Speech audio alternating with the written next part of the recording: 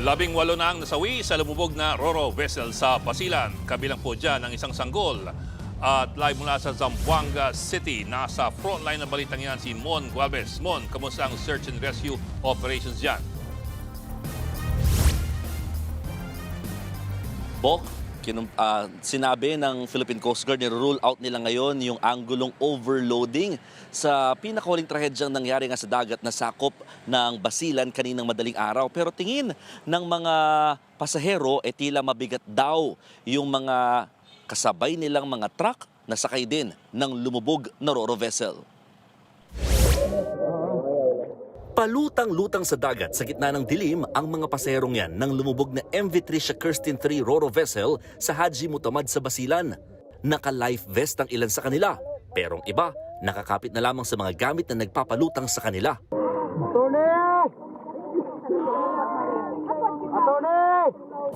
Nang makarating ang ulat sa Philippine Coast Guard, agad sinagip ang mga pasahero. Sa gitna niyan, may mga sinubukang i-revive matapos malunod.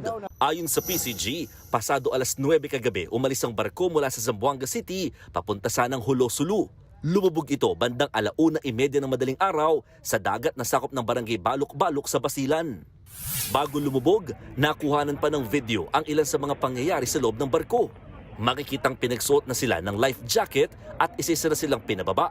Kwento ng isa sa mga nakaligtas, mabilis na lumubog ang barko. Malakas ba yung alon? Hindi naman. Hindi malakas yung alon. Nagputukan ng tubig. Pagkatapos itumba na agad, nagputukan lahat sa loob. Kabilang siya sa 332 na pasahero. Sakay din ito ang 27 na crew. Sa kabuuan, 359 ang sakay ng lumubog na MV Tricia Kirsten. Sa ngayon, nasa 249 na ang naligtas ng mga otoridad. Marami sa kanila nananatili rito sa halfway house na pagmamayari ng Zamboanga Philippine Ports Authority. Dito na ina-assess ang kanilang pagkakakilanlan at mga pangangailangan. 18 naman ang nasawi sa trahedya. Kabilang dyan ang isang sanggol, isang guro, abogado at isang pulis. Patuloy pang hinahanap ang iba pang sakay ng barko. Kasama na rin ang kadeting si Kyle Punsalang na naka-duty sa barko. Kwento ng kapatid niya, nakapag-chat pa raw sa kanya si Kyle na tumagilid na ang sinasakyang barko. Ayon naman sa kumpanya ng Roro na Allison Shipping Lines, nakikipag-ugnayan na sila sa mga otoridad para sa patuloy na rescue operations. Nag-abot din sila ng pakikiramay sa mga biktima at nangako magbibigay sila ng update sa trahedya. Kwento na ilang nakaligtas, bagamat hindi gaanong karami ang pasahero, kapansin-pansin daw ang mabibigat na dala ng mga sasakyang kasama nilang bumiyahe. Maraming wing van, may laman bigas. Libo-libong sako, oo. Yung laman ng wing van. Yung passenger sa tao, tama, kasi sabi lahat. Pero yung mga naka-cargo, yung Pero ayon sa PCG, hindi overloaded ang barko. What I can say is the ship is not overloaded. It has a maximum passenger capacity of 350 and the actual passengers on board as declared by the master is 332.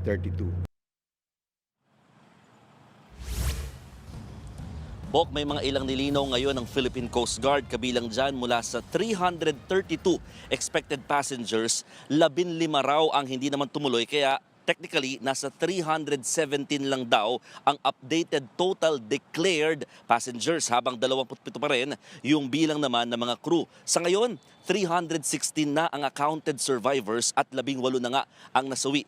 Ibig sabihin, 10 na lang ang missing o patuloy pang hinahanap. Kabilang dito ang 8 tripulante kasama ng mismong kapitan ng barko. Nawawala pa rin ang isang Coast Guard personnel na tumatayong sea marshal ng barko sa kanilang pagbiyahe.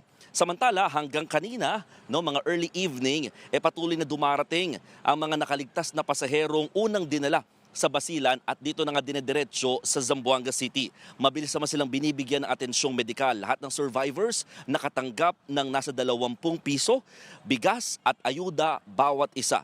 Mula yan sa DSWD, local government at sangkot na shipping line. Habang mas mataas na halaga naman ang para sa mga naulila.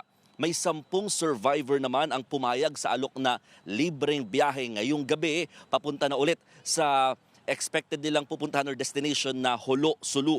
Mas malaking barko na ng Allison Shipping Lines yung ginamit para nga masiguro ang kaligtasan din ng mga bumiyaheng pasahero.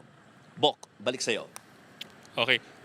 Mon, pinapakinggan ko yung interview mo kanina dun sa Coast Guard. Baka ang ibig sabihin ng Coast Guard ay hindi overcrowded yung barko dahil tama lang yung bilang.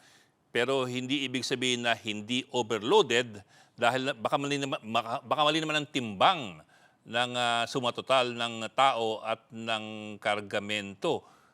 Pangalawa, malaking bagay sa isang barko kasi yung pagkakabalanse, kung saan ang center of gravity niya para hindi tumuob kaagad. So kung masyadong mabigat sa isang banda, maaari siyang tumabingi. Yun nga, but I don't know kung ano talaga yung napag-usapan ninyo dyan.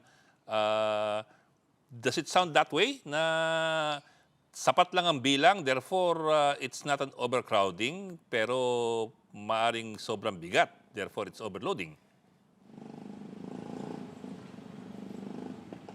Yes, Bok, actually yung mga punto na yan din yung mga tinanong natin mismo sa Philippine Coast Guard because ang binabanggit nga nila talaga ay hindi daw overloaded kasi nga binabanggit natin, oo, nasa pasahero, tama naman yung bilang, hindi naman siya lagpas sa expected capacity no, ng barko in terms of passengers pero yung mga cargo o yung mga rolling vessels na pinag-uusapan dito, ibang bagay yun. Pero ang sabi nila, aalamin daw nila ito at saka talagang they are giving the premise na hindi nga daw overloaded itong naturang barko. Sadyang nagkaroon daw ng problema nung lumakas yung alon at talagang pakambyo no, itong barko no, habang papunta nga sa Holosulu at nagkataon na nagkaroon ng lashing Yun yung mga narinig na pumuputok o sumabog ng ilang mga pasahero.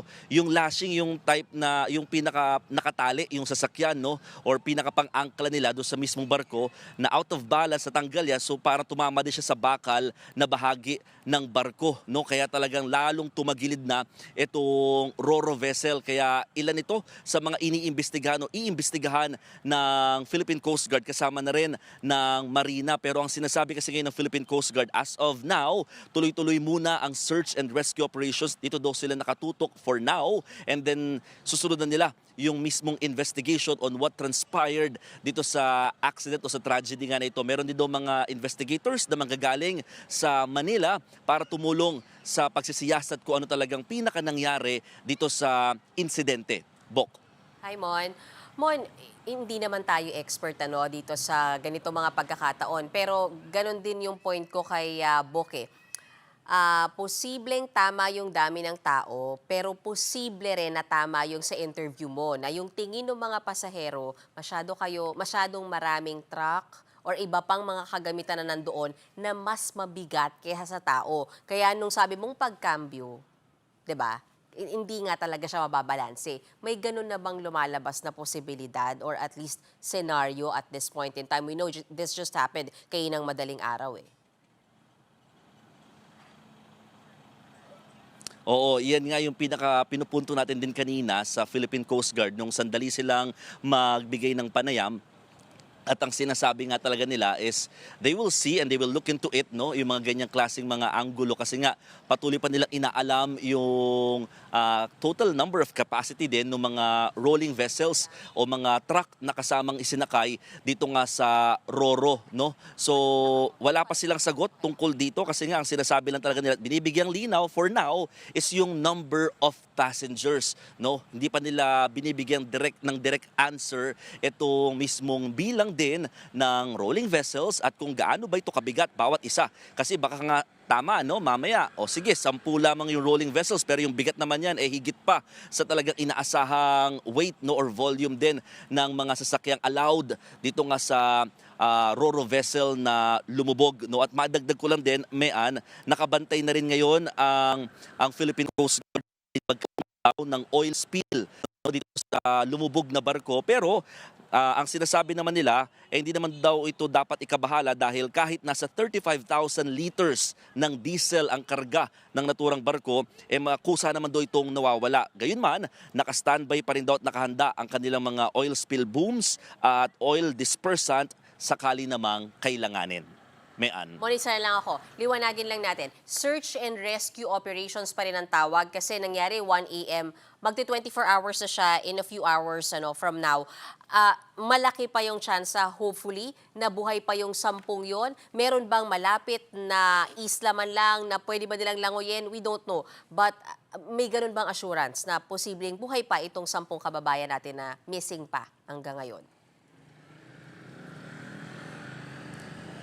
Yes, nananatili pa rin na search and rescue operations ang ginagawa ng mga otoridad, particularly ng Philippine Coast Guard dito nga sa 10 nawawala pang mga sakay ng barko, kabilang na nga yung mga tripulante at mismong kapitan nga nito. No? May mga isla, actually marami mga isla na nakapalibot naman dito sa area ng Basilan kung saan malapit nga talaga itong lumubog itong pinaka-Roro vessel. Kaya umaasa ang mga otoridad na maaaring napunta lamang sa mga ng mga naturang isla, ang mga naturang nawawala na mga tao, no? At yung ilan pa sinasabi nila baka may umabot na nga ron ng sulu, no? Pero again, nilalawakan lang nila yung kanilang paghahanap, no? Isa kasi sa pinaka naging challenge daw sa Philippine Coast Guard when they arrive dito sa area kaninang madaling araw is yung gabi, no, madilim at wala talaga silang makita in terms of arriving sa area at sa pagsagip nga sa mga passengers, no. At ito rin yung maaaring dahilan kaya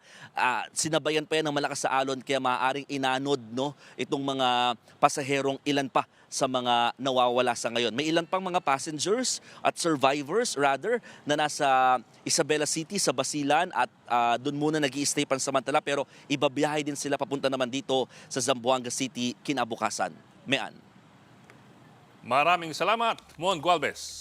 Mga kapatid, Ed Lingaw po, maging maalam at may pakialam sa mga napapanahong balita sa ating bansa.